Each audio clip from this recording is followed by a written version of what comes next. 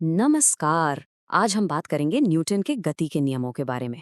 अब ये सुनने में भले ही स्कूल की किताबों जैसा लगे, पर सच तो ये है कि ये वो अदृश्य नियम है जो हमारे आसपास की हर चीज को हर पल चला रहे हैं। तो चलिए इस दिलचस्प दुनिया में गोता लगाते हैं। अच्छा, एक बात बताइए, क्या आपने कभी महसूस किया है कि जब आप कार में बैठे हों और वो अचानक से तेजी से आगे बढ़े, तो आप कैसे सीट में पीछे की तरफ धंस जाते हैं? हम सबने ये महसूस किया है ना? मजे की बात यह है कि इस छोटी सी चीज का जवाब फिजिक्स के सबसे बड़े नियमों में से एक में छिपा है, और आज हम उसी राज से पर्दा उठाएंगे। तो जो सवाल हमने अभी पूछा उसका जवाब मिलता है न्यूटन के पहले नियम से। इसे जड़त्व का नियम या लॉ ऑफ इनर्शिया भी कहते हैं। और ये नियम पता है क्या कहता है? ये कहता है कि चीजों को आलस पसंद है, वो जैसा कर रही हैं वैसा ही करते रहना चाहती हैं। यानी अगर कोई चीज रुकी हुई है तो वो तब तक रुकी रहेगी जब तक आप उसे धक्का ना दे, और अगर कोई चीज चल रही है तो वो बस चलती ही जाएगी तब तक जब तक कोई बाहरी ताकत उसे रोके या उसकी दिशा न बदल दे। चीजों की अपनी मौजूदा हालत में बने रहने की इसी जिद को, इसी आदत को हम जड़त्व यानी इनर्शिया कहते हैं। और ये जड़त्व कोई किताबी चीज नहीं है, ये हमारी जिंदगी का हिस्सा है। याद है वो बस वाला उदाहरण? जब बस अचानक चलती है तो आपके पैर तो बस के साथ आगे बढ़ जाते हैं, पर आपका ऊपरी शरीर वो तो आराम की हालत में रहना चाहता है। नतीजा, आपको पीछे की ओर झटका लगता है। और इसका ठीक उल्टा होता है जब बस अचानक रुकती है। आपका शरीर तो आगे जाना चाहता है, पर बस रुक गई तो आप आगे की ओर झुक जाते हैं। यहाँ तक कि जब आप कंबल को डंडे से पीटते हैं तो कंबल तो हट जाता है, पर धूल के कण अपनी जगह पर ही रहना चाहते हैं, और इसीलिए वो हवा में आ जाते हैं। तो इसे हम दो हिस्सों में बांट सकते हैं, है ना? एक है विराम का जड़त्व। ये वो जिद है जो रुकी हुई चीज को हिलने नहीं देती, जैसे बस के चलने पर हमारा शरीर पीछे रह जाता है।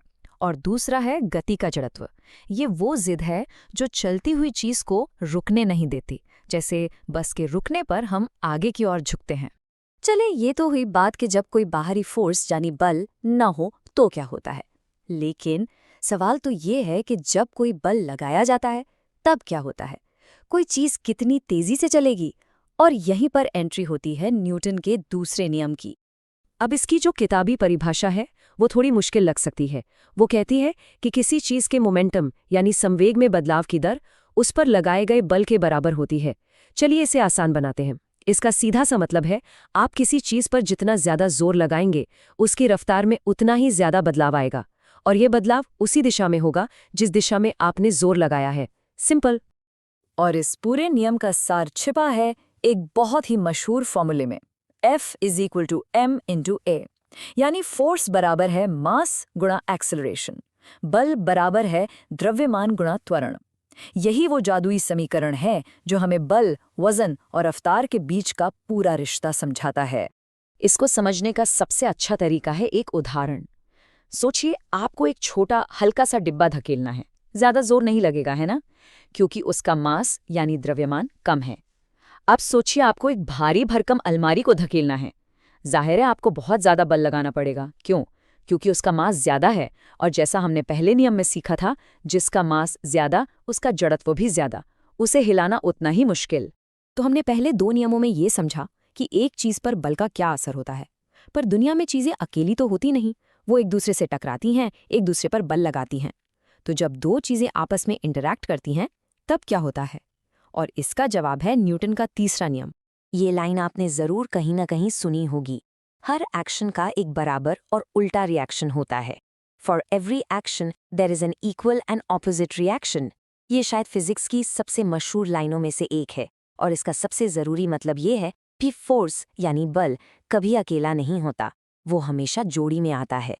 इसका सबसे जबरदस्त उदाहरण है एक रॉकेट। जरा सोचिए, रॉकेट कैसे उड़ता है? उसका इंजन बहुत तेजी से गर्म गैसों को नीचे की तरफ फेंकता है। ये हुआ एक्शन यानी क्रिया। अब न्यूटन के तीसरे नियम के मुताबिक वो गैसें भी रॉकेट पर उतना ही जोर लगाती हैं, लेकिन ऊपर की तरफ, और ये हुआ रिएक्शन यानी प्रतिक्रिया। बस इसी एक्शन रिएक्शन की जोड़ी की वजह से इतना भारी रॉकेट आसमान में उड़ पाता है। और ये नियम सिर्फ रॉकेट तक ही सीमित नहीं है, ये तो हर जगह है। जब कोई बंदूक चलाता है तो गोली आगे जाती है, ये हुआ एक्शन, और बंदूक चलाने वाले को पीछे की तरफ एक झटका लगता है, ये हुआ रिएक्शन। जब आप तैरते हैं तो आप अपने हाथों से पानी को पीछे धकेलते हैं, ये हुआ एक्शन, और पानी आपको आगे धकेलता है। ये हुआ रिएक्शन। तो अब तक हमने तीनों नियमों को अलग अलग समझा। अब इन सबको एक साथ बांधने वाली एक बहुत ज़रूरी चीज़ को समझते हैं। ये है संवेग यानी मोमेंटम का कॉन्सेप्ट। ये हमें बताता है कि जब चीज़ें टकराती हैं तो उनकी गति का क्या होता है। तो ये संवेग या मोमेंटम आखिर है क्या? आसान भाषा में कहें तो ये किसी चलती हुई चीज में मोशन की मात्रा है। मतलब कोई चीज कितनी जोर से चल रही है। इसे निकालने के लिए हम चीज के मास को उसकी वेलोसिटी यानी रफ्तार से गुणा करते हैं। इसीलिए एक धीरे चलता हुआ भारी ट्रक और एक बहुत तेजी से चलती हुई हल्की कार, दोनों का मोमेंटम बहुत ज्यादा हो सकता है। और मोमेंटम के बारे में सबसे कमाल की बात ये है, ये कभी नष्ट नहीं होता। इसे कहते हैं संवेग संरक्षण का नियम। ये नियम कहता है कि अगर कोई बाहरी फोर्स ना हो तो किसी भी टक्कर से पहले का कुल मोमेंटम और टक्कर के बाद का कुल मोमेंटम हमेशा हमेशा बराबर रहता है। मोमेंटम बस एक चीज से दूसरी चीज में ट्रांसफर हो जाता है, लेकिन सिस्टम में बना रहता है। इसे ऐसे देखिए, मान लीजिए दो गेंदें टकराती हैं। टक्कर के बाद हो सकता है एक गेंद धीमी हो जाए और दूसरी तेज, यानी दोनों का अलग अलग मोमेंटम बदल गया। लेकिन अगर आप टक्कर से पहले दोनों के मोमेंटम को जोड़ें और फिर टक्कर के बाद दोनों के मोमेंटम को जोड़ें तो दोनों का जोड़ बिल्कुल बराबर आएगा। टोटल मोमेंटम हमेशा उतना ही रहता है।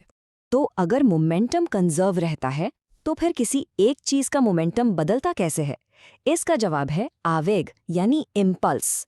आवेग का मतलब है बहुत थोड़े समय के लिए लगाया गया एक बहुत बड़ा फोर्स।